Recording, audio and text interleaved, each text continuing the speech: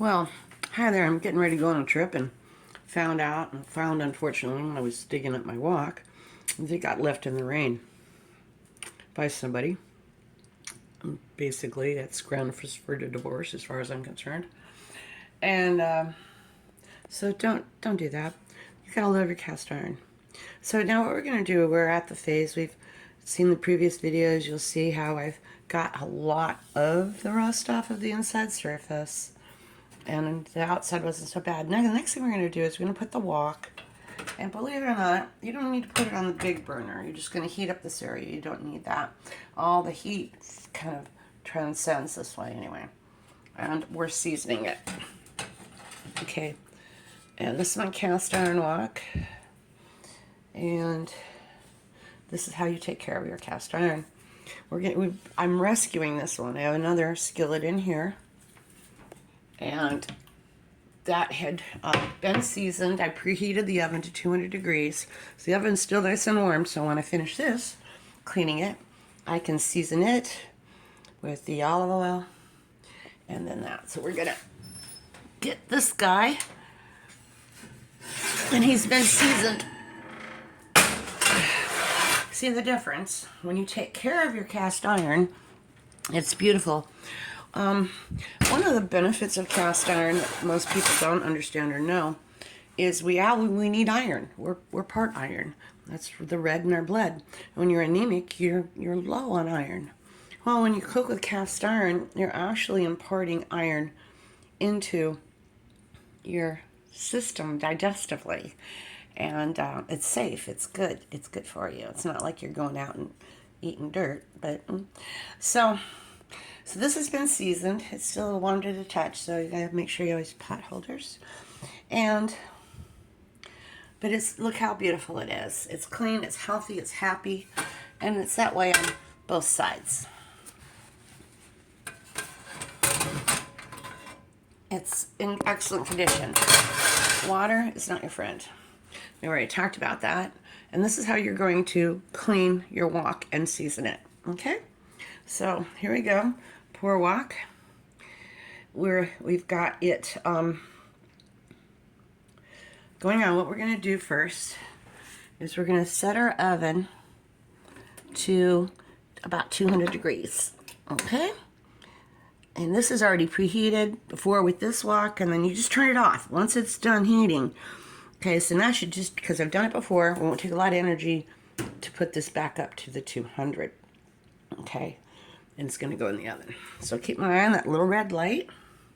Okay, and here's some of the supplies you always want to have around. And you can have olive oil. This is low. I got to buy some more for my son. And this is a coarse type of salt. You use kosher salt, whatever. But I really like the large coarseness.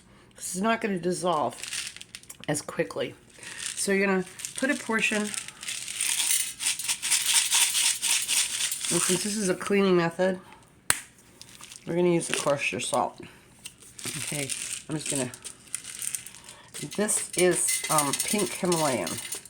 Okay, that's enough right there. Probably what, half tablespoon. But you'll see they're, like little tiny pebbles. So this works back. I also use just regular sea salt that you put in a salt grinder. That works quite well. But this is what I had on hand, so it works. So these are the essentials. Some olive oil, your sea salt or coarse salt, some water. Yes, I know I said don't use water. Water's not your friend. It's the enemy. But if you do it right, you're going to be fine. You're going to need a paper towel folded in quarters or eighths. You're going to need some steel wool. Food grade or safe steel wool. Don't go to a hardware store. This is stainless steel. This is one of my favorite brands, Scotch brand, and it's stainless steel. And these scrubbers, you can reuse them. You can actually turn them inside out like a sock. You rinse them, and they last a long time, so they're reusable. Now, when you are rescuing a wok in the dust, when you're all done getting most of the rust out and stuff, as in the previous videos, just throw it away. Because you don't want to rinse it, have it dry, and still have rust particles in, and the next time you use it, you're grinding it back into your wok. or any of your stainless steel. This just happens to be my beautiful wok. Okay, I didn't mean to cry.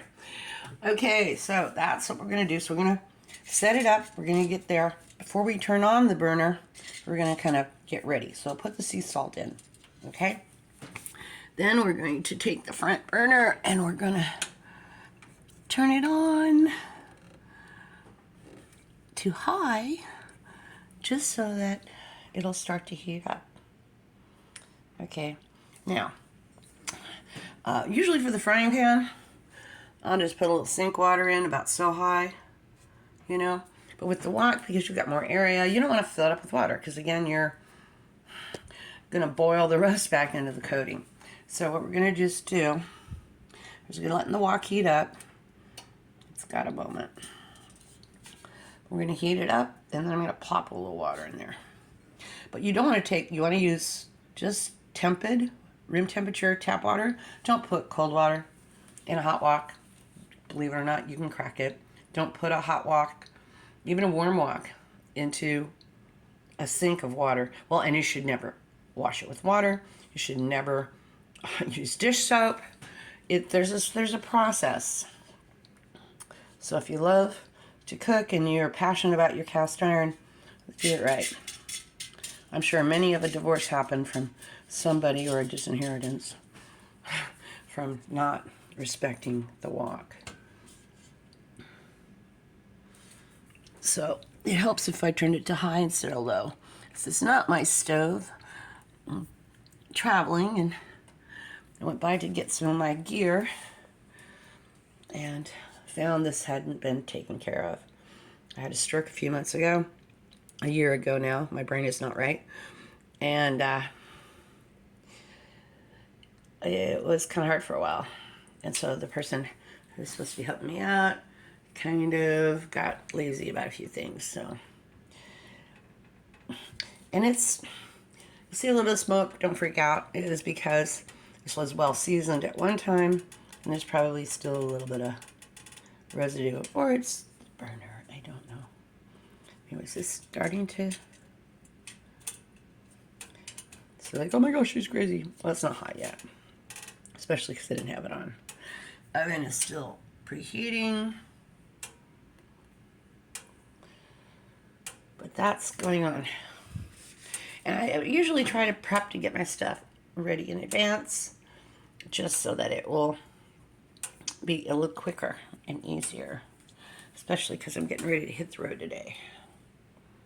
As you can see, I've prepped a lot of food. All my clothing and belongings are in the other room, getting everything packed and tight so that I can travel, and everything pretty well organized. So that's where we're at now. All right, there we go. Woohoo! Okay, I'm going to take this about a cup of water right in the center. And what you're trying to do is get it to boil. And I didn't even use the whole thing. It's sort of an eyeballish sort of thing.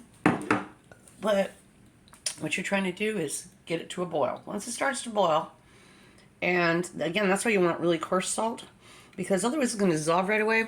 And what you're using the salt for is for your scrubbing abilities.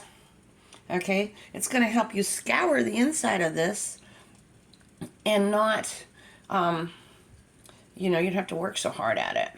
But you also want to make sure that you wipe your wok dry, or your cast iron dry, and then go ahead and dry it, you know, and then you season it. And you can't just wash it and put it away. You've got to season it when you do take the time to wash them. Cast iron doesn't have to be washed with every meal. Eggs, yes, afterwards you gotta wipe it, do a little boil with some salt. Bam, you're done. You don't even have to pick it up off the stovetop. Okay, now it's starting to really bubble. So we're gonna turn this off. And also, I think the oven is preheated enough, so I'm gonna turn that off, because you don't want to waste the electricity. You just want to, oh, I'm terrible at this, huh? See, I'm not at home. There we go. So that's off, because your oven's gonna be hot enough for you now.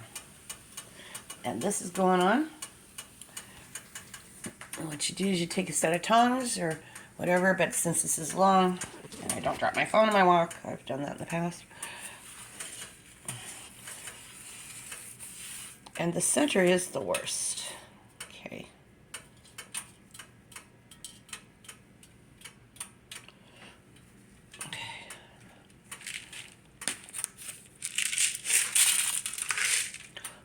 Heavy duty work job here. Well, let's see what I did with my tongs. Tongs, where are you? Oh. See, I've already packed them like a dork.